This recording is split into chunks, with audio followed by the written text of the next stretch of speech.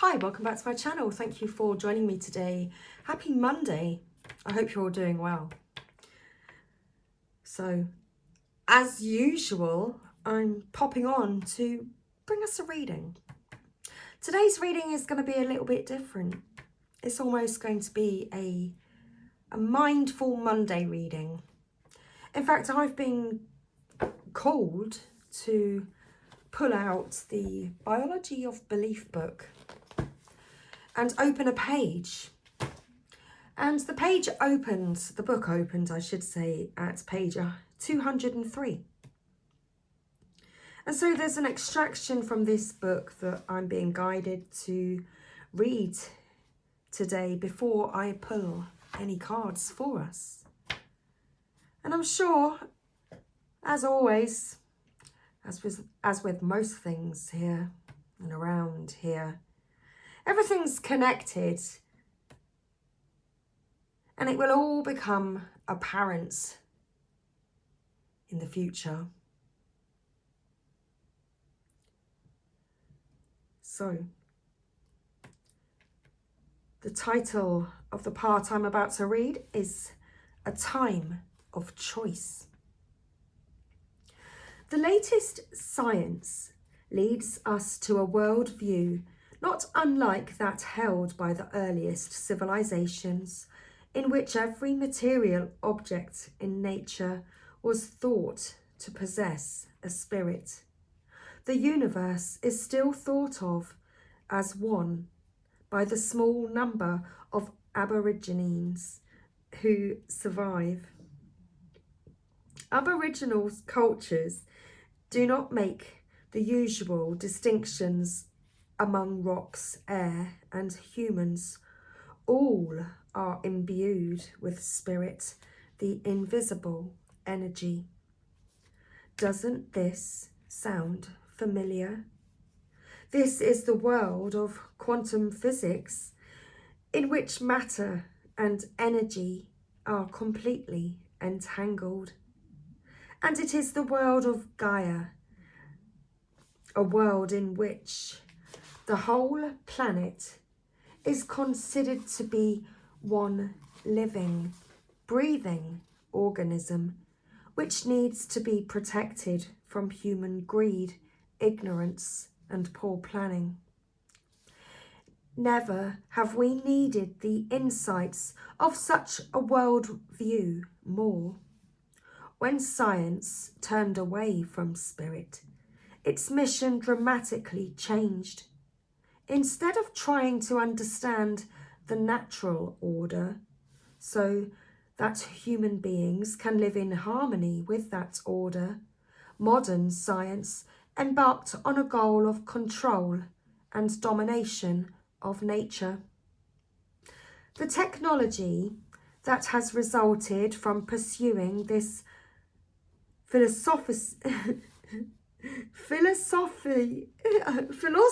why can't I speak? Oh my goodness. Let's begin that again. The technology that has resulted from pursuing this philosophy has brought human civilization to the brink of spontaneous combustion by disrupting the web of nature. The evolution of our biosphere has been punctuated by 5 mass extinctions, including the one that killed the dinosaurs.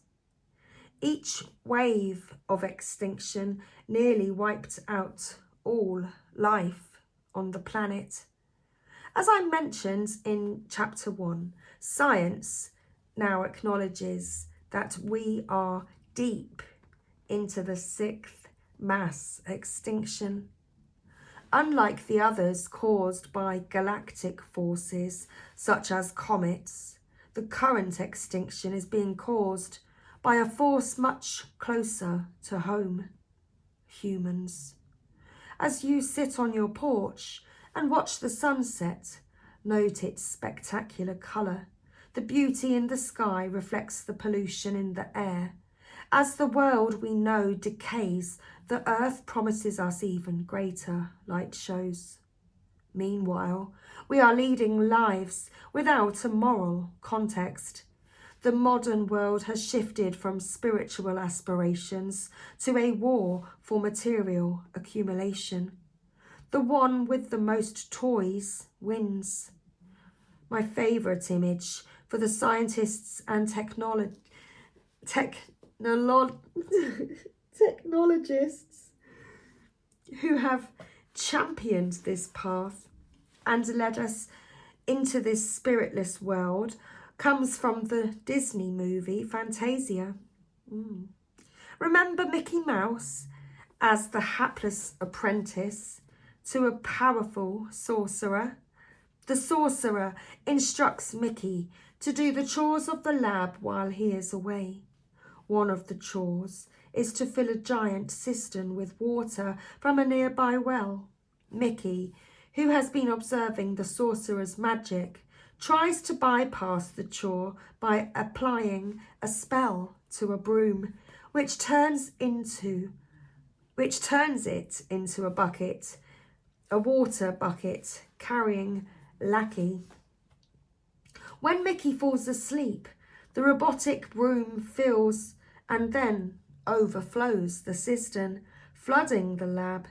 Upon awakening, Mickey tries to stop the broom, but his knowledge is so limited, he fails, and the situation gets even worse.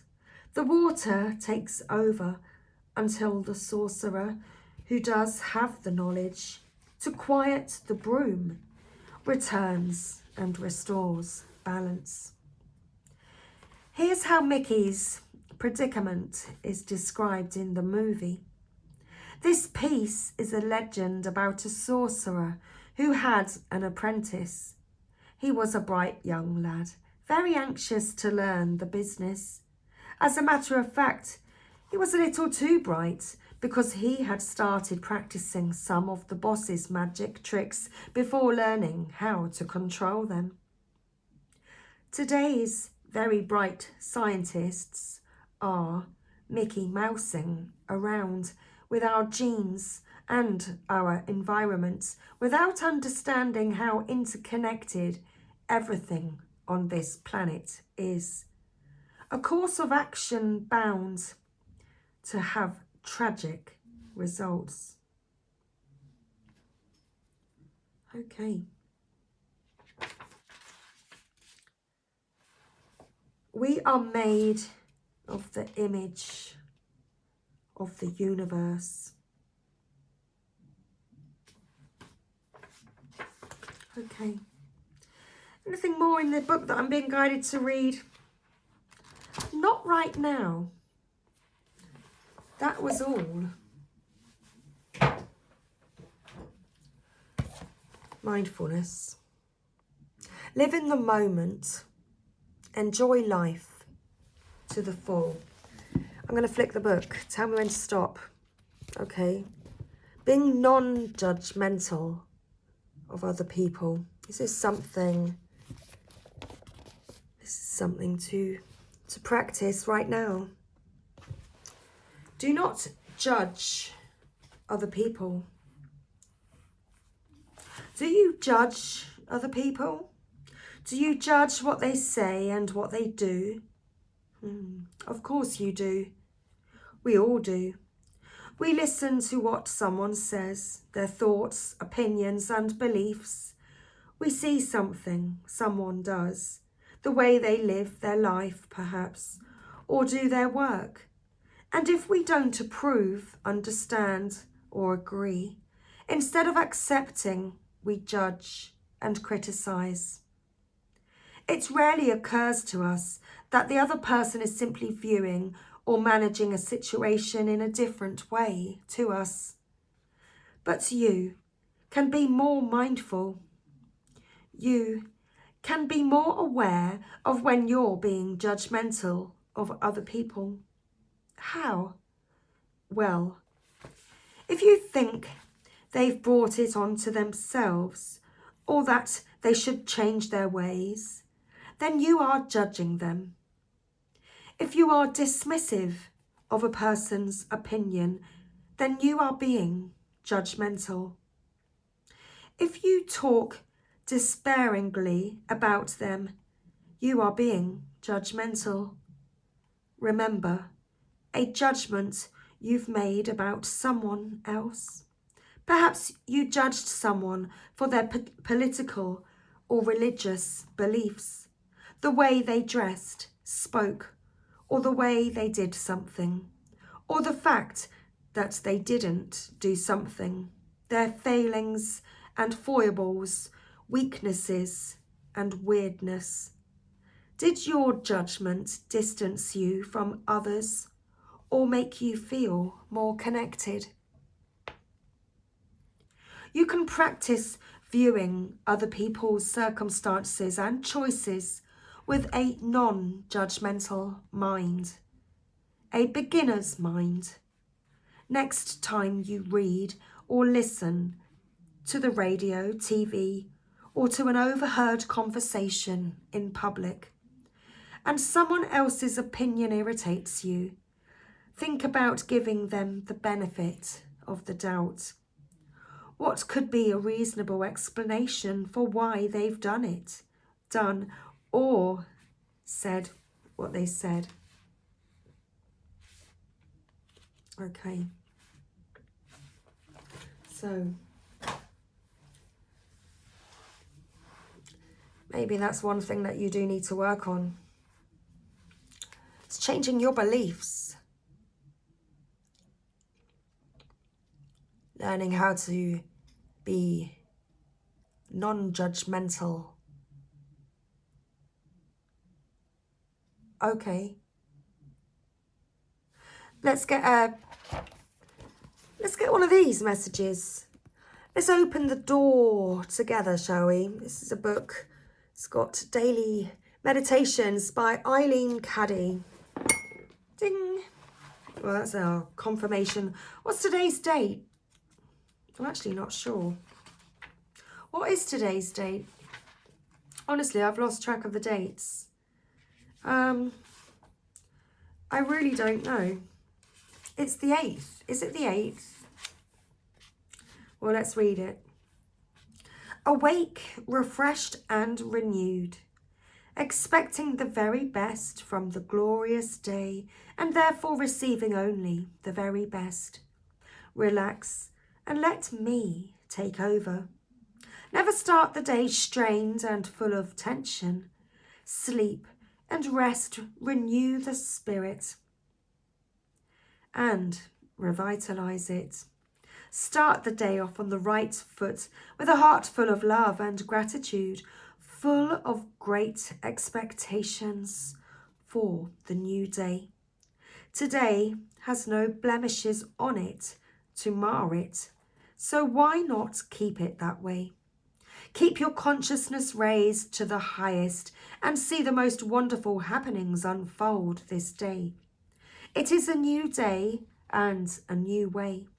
Leave yesterday behind with all its faults and failings and turn over a new page.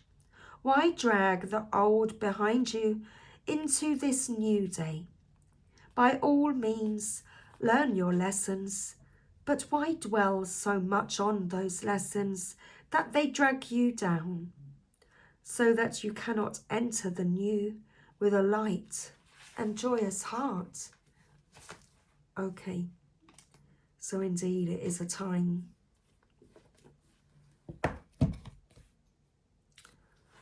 for changing your beliefs, maybe changing the way that you think about things, and that is going to help you change your whole reality. Changing how you think about others, how you judge others, the situation, circumstances, or their behaviours. Maybe it's time now to be more compassionate and to remember that spirit of oneness that connects us all. Okay, well, that's our Monday mindfulness message for the collective today. Much love, everybody. I'll be back again real soon.